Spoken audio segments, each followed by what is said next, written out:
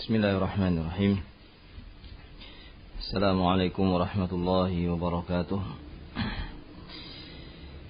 Innal hamdalillah nahmaduhu wa nasta'inuhu wa nastaghfiruh wa na'udzu billahi min shururi anfusina wa min sayyiati a'malina. Man yahdihillahu fala mudilla lahu wa man yudlil fala hadiya lahu.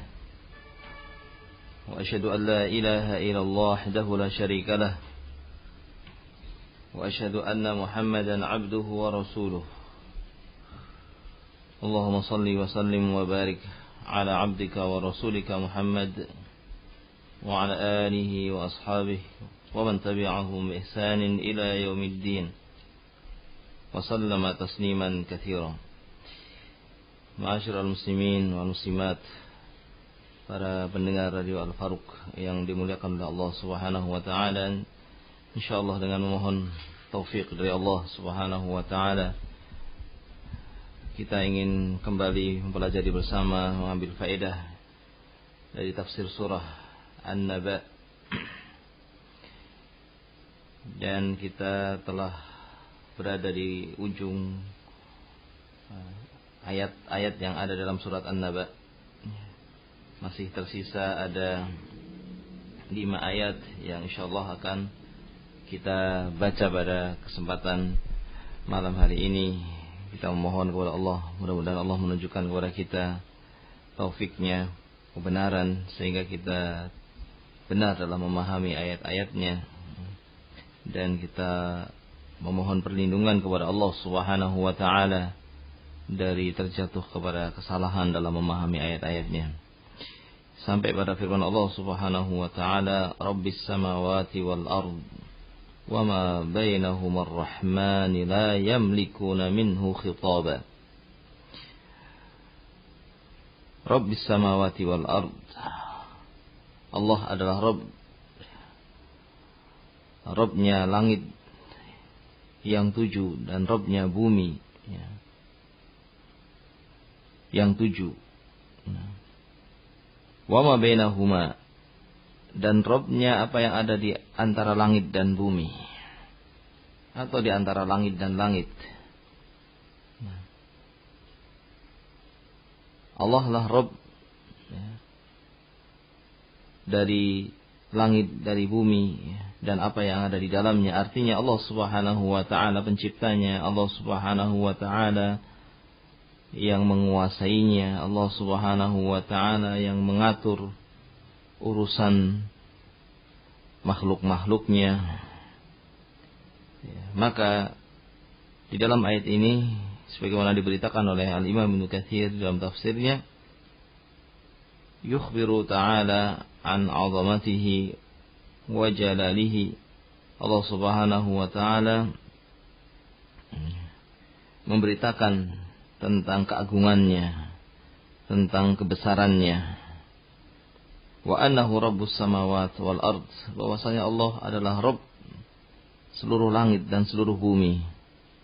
Wa ma fihima, dan apa yang ada di dalamnya. Wa ma bainahuma, dan apa yang ada di antara keduanya. Allah lah Subhanahu wa ta'ala satu-satunya yang menguasai alam semesta. Kita semuanya adalah makhluk Allah Subhanahu wa ta'ala, makhluk yang diatur oleh Allah Subhanahu wa ta'ala.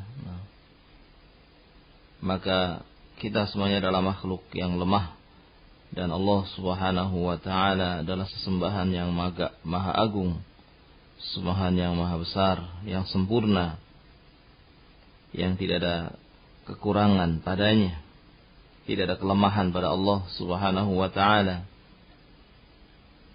Dan Allah lah satu-satunya yang mengatur alam semesta. Kita ridho bahwa Allah Subhanahu wa ta'ala sebagai Rabb kita. Kita ridho dengan kita wujudkan keridhaan kita terhadap Allah sebagai Rabb kita, untuk kita menjadikan Allah sebagai satu-satunya yang diibadahi, dan kita meninggalkan dan berlepas diri dari seluruh yang diibadahi selain Allah Subhanahu wa ta'ala. Dan bahwasanya peribadatan kepada selain Allah adalah peribadatan yang batilah. Ma'asyiral muslimin rahimani wa rahimakumullah.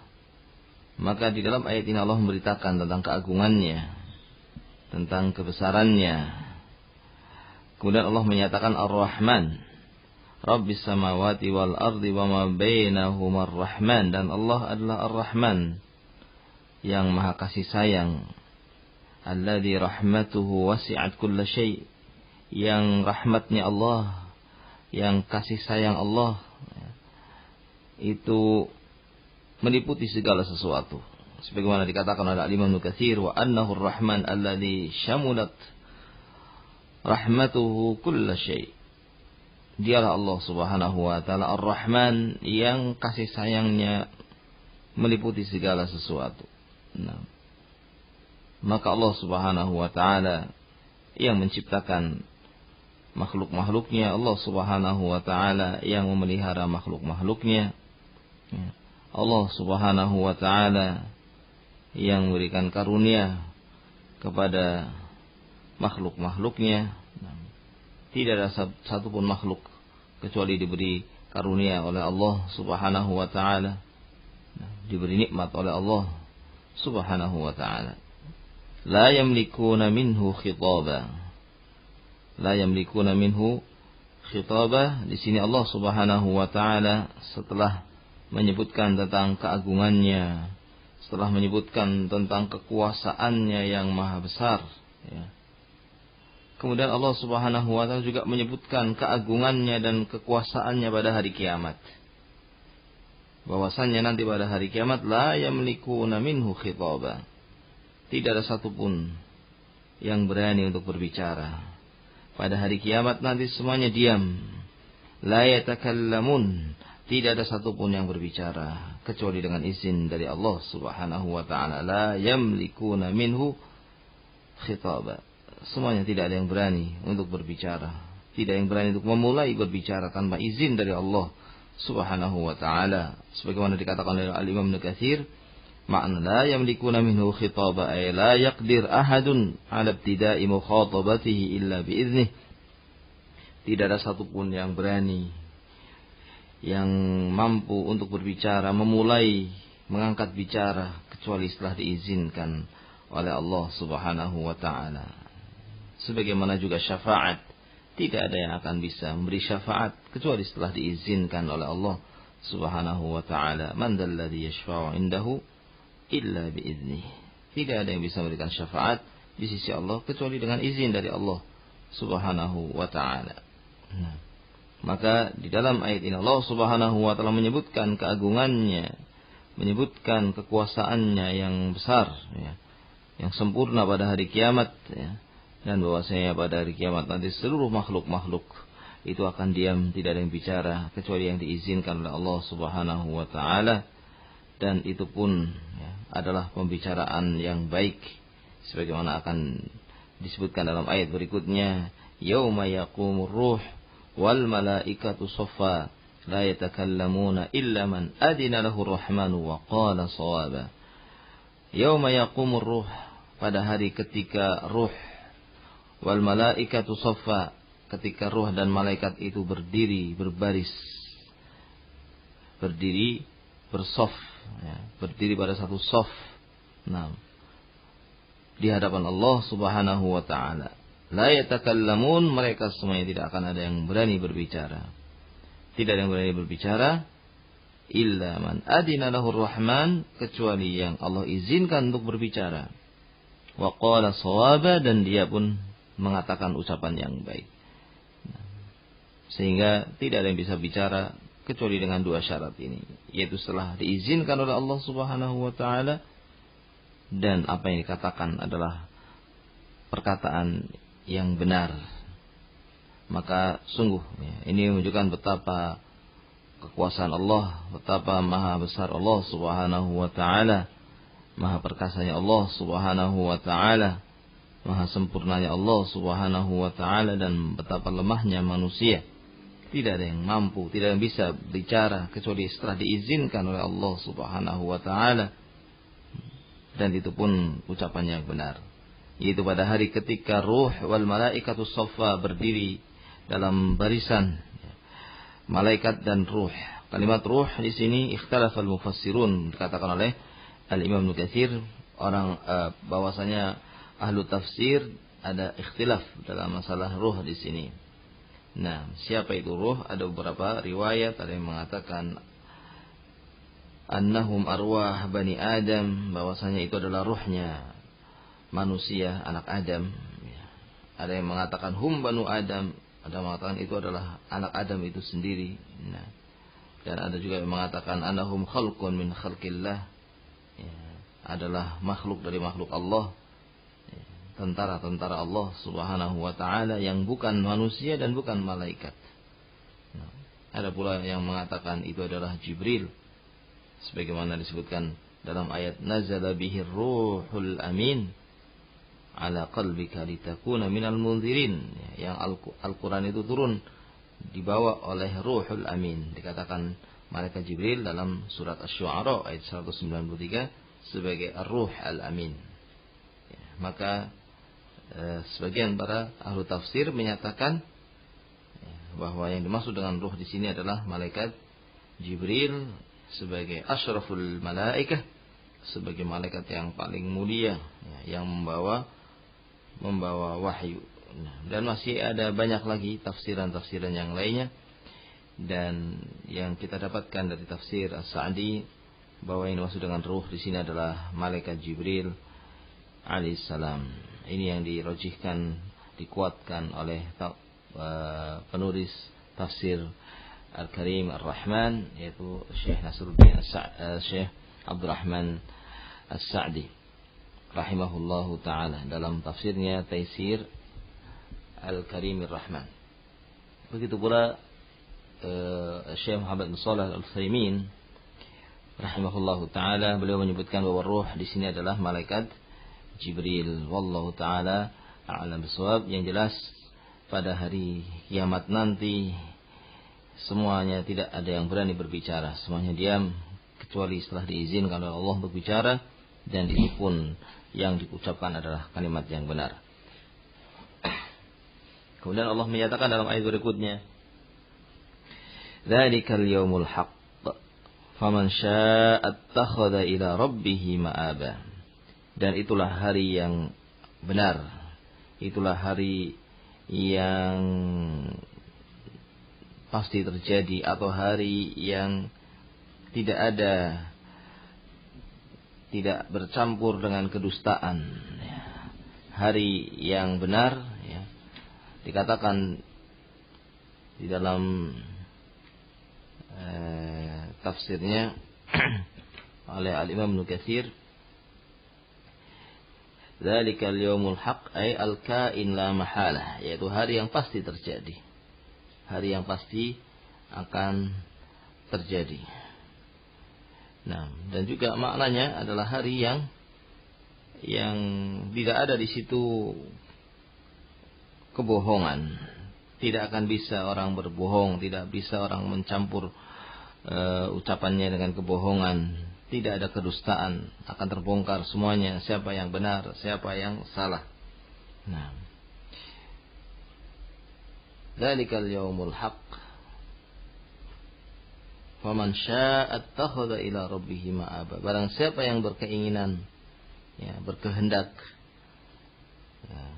dia akan mengambil jalan menuju kepada Allah Subhanahu wa ta'ala. Barang siapa yang berkehendak, ittakhadha ila rabbih ma'aba ay marja'an wa tariqa yahtadi ilaihi wa manhaja yamuru bihi alaih. Barang siapa yang berkehendak, maka dia akan mengambil jalan menuju Allah Subhanahu wa ta'ala, jalan kembali kepada Allah, jalan yang diridhoi oleh Allah Subhanahu wa ta'ala, yang akan menuju kepada keridhaan Allah Subhanahu wa ta'ala.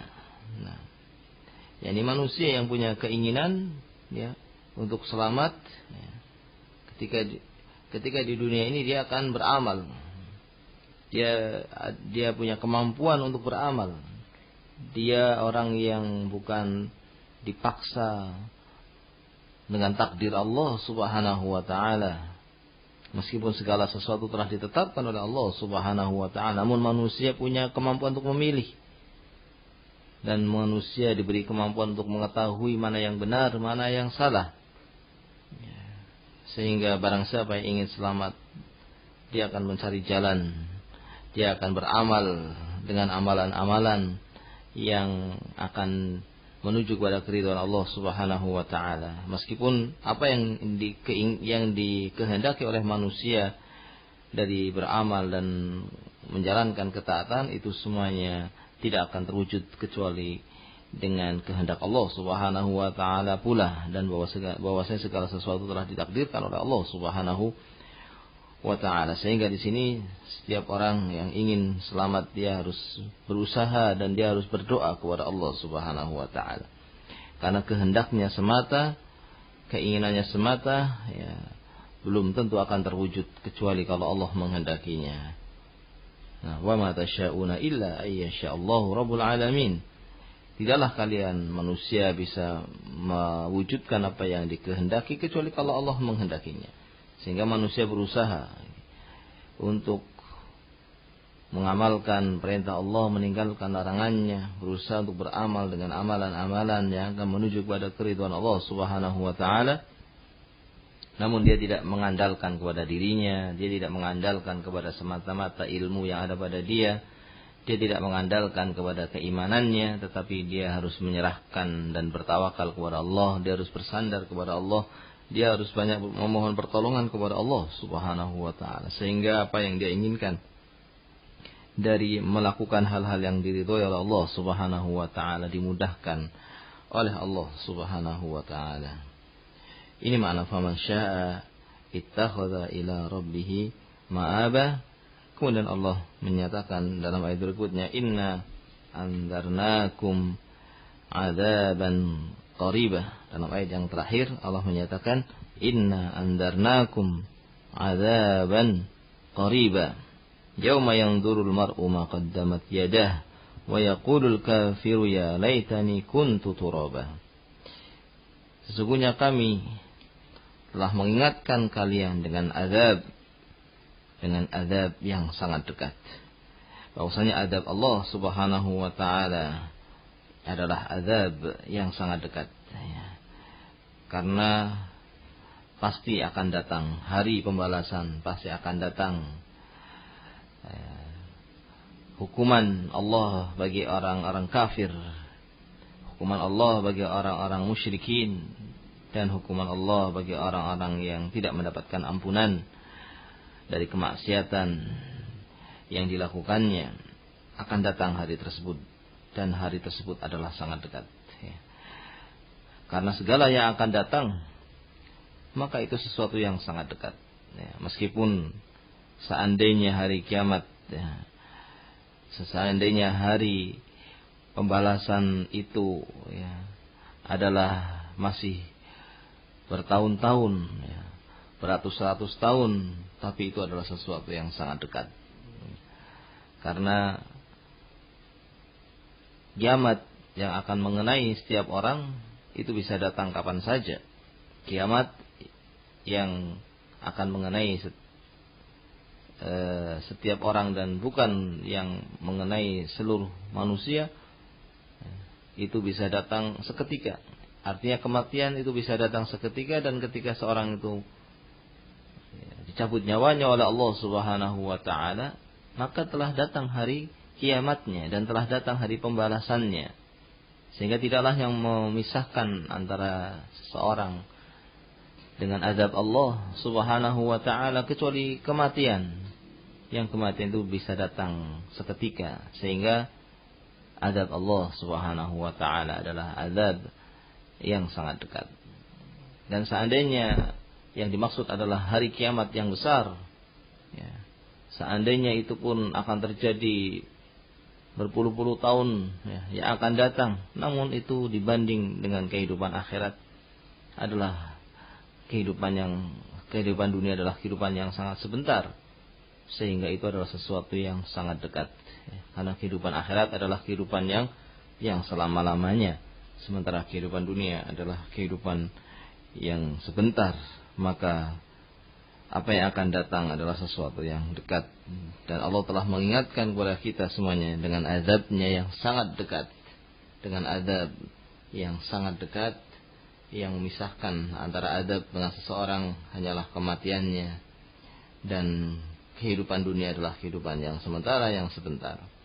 Maka yauma yanzurul mar'u ma qaddamat yadah, pada hari kiamat nanti, pada hari pembalasan nanti, setiap manusia akan melihat apa yang telah dia lakukan dari amalan-amalannya ketika di dunia, ya, dan ketika baik yang dahulu ataupun yang sekarang dilakukan, semuanya akan diketahui, baik amalan yang baik ataupun amalan yang jelek.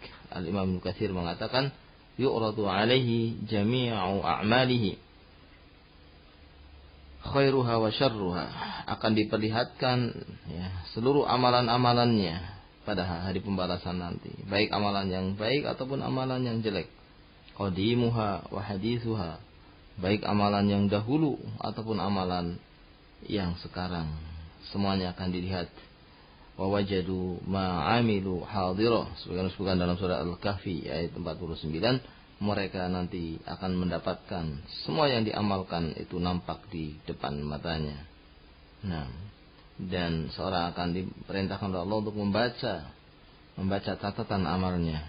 Iqra kitabak kafa binafsika al-yawma 'alaika hasibah. Nah, maka cukuplah pada hari ini kalian sebagai orang yang akan melihat amalan kalian sendiri, akan melihat, ya, menghitung, ya, bisa mengetahui sendiri bagaimana amalan kalian sendiri. Kalian masing-masing akan melihatnya, baik amalan yang baik atau amalan yang jelek. Nah, maka ini kejadian yang sangat menakutkan, ya, karena bagaimana seorang ketika nanti akan mendapati hari pembalasan betul-betul, ya, akan dialaminya, dan ternyata pada hari tersebut dia mendapatkan amalan jeleknya itu ada pada catatan amalannya, maka dia tentu adalah orang yang akan sangat takut. Dia tentu adalah orang yang sangat ketakutan dan menyesal pada penyesalan yang tidak bermanfaat. Oleh karena itu sampai orang kafir mengatakan, wa yaqulul kafiru ya laitani kuntu turaba. Orang kafir sampai mengatakan, ya seandainya aku dahulu di dunia itu tidak pernah dilahirkan, ya, atau aku sekarang jadi turaba, ya, sebagaimana hewan-hewan yang dibangkitkan oleh Allah nanti pada hari kiamat itu kemudian akan dijadikan sebagai tanah, ya. Sebagaimana disebutkan bahwasanya nanti akan ada kisos, ya, akan ada kisos, ya, hukuman untuk menghukum, membalas, ya, kesalahan setiap hamba kepada hamba yang lainnya yang belum diselesaikan di dunia, akan ada penyelesaiannya di akhirat, ya. Sampai disebutkan dalam hadis akan dikisos, ya, kambing yang jama', kambing yang tidak bertanduk akan dikisos dari kambing yang bertanduk. Kambing yang bertanduk yang pernah menyakiti dengan tanduknya, ya, kambing yang tidak bertanduk, maka nanti akan dibalas di akhirat, ya. Namun mereka setelah dibalas, hewan-hewan tadi akan dikatakan kepadanya, kuni turoba, jadilah kalian sebagai tanah. Maka hewan-hewan tadi pun setelah dikisos akan menjadi tanah. Maka nanti orang kafir ketika melihat yang seperti itu, dia akan mengatakan, ya laitani kuntu turoba, ya seandainya aku bukan manusia, ya seandainya aku adalah hewan saja, ya, sehingga aku akan menjadi tanah nanti di akhirat. Nah, dan disebutkan oleh Al-Imam Ibnu Katsir, yawadul kafir yauma idzin annahu kana fid darid dunya turaba. Dikatakan oleh Ibnu Katsir, orang-orang kafir berharap seandainya dahulu waktu di dunia tidak menjadi manusia, tidak pernah dilahirkan, lam yakun khuliqa wala kharaja ilal wujud, seandainya tidak pernah diciptakan sebagai manusia, seandainya tidak pernah diwujudkan sebagai manusia, Kapan mereka akan menginginkan seperti itu? Ya, wadzalika hina ayana adab Allah. Yaitu pada saat ketika melihat azab Allah Subhanahu wa taala, ketika melihat amalan-amalannya, nadhara ila a'malihi al-fasidah. Nah, melihat amalan-amalan jelek, amalan-amalan kemaksiatan diperlihatkan kepadanya. Pada saat itulah orang-orang kafir, karena ketakutannya yang luar biasa sehingga sampai berkeinginan untuk menjadi tanah atau menjadi hewan saja, bukan menjadi manusia. Nah, maka ini sesuatu yang tidak mungkin, karena setelah ditetapkan dia sebagai manusia dan waktu di dunia dia juga tidak ingin dikatakan sebagai hewan. Ya. Namun karena kekafirannya, kesyirikannya, maka dia akan mendapatkan balasan, ya, balasan adab Allah Subhanahu wa taala yang sangat keras akibat kekafirannya. Maka ma'asyiral muslimin rahimani wa rahimakumullah, kesempatan seorang hidup di dunia ini adalah kesempatan emas untuk dimanfaatkan dengan sebaik-baiknya, untuk kemudian nanti mendapatkan balasan yang baik. Karena barang siapa yang melakukan amalan kebaikan sekecil apapun, faman ya'mal mithqala dzarratin khairan yarah, sekecil apapun dari kebaikan dia akan melihatnya. Dan sebaliknya, faman ya'mal mithqala dzarratin syarran yarah, orang yang melakukan kejelekan sekecil apapun juga dia akan melihatnya. Maka seorang berusaha untuk segera kembali kepada Allah, segera bertobat kepada Allah Subhanahu wa taala, dan segera memperbaiki sisa hidupnya untuk mengamalkan amalan-amalan yang diridhoi oleh Allah Subhanahu wa taala dalam kehidupan yang sementara, sehingga nanti pada hari pembalasan, pada hari yang sangat dahsyat, pada hari yang manusia ketakutan, dia menjadi orang-orang yang diberi pertolongan oleh Allah Subhanahu wa taala. Barangkali ini yang bisa kita ambil faedahnya dari tafsir surah An-Naba. Dan dengan ini telah selesai kita dari surat ini. Mudah-mudahan menjadi ilmu yang bermanfaat, dan kita lanjutkan insyaallah dengan membaca beberapa pertanyaan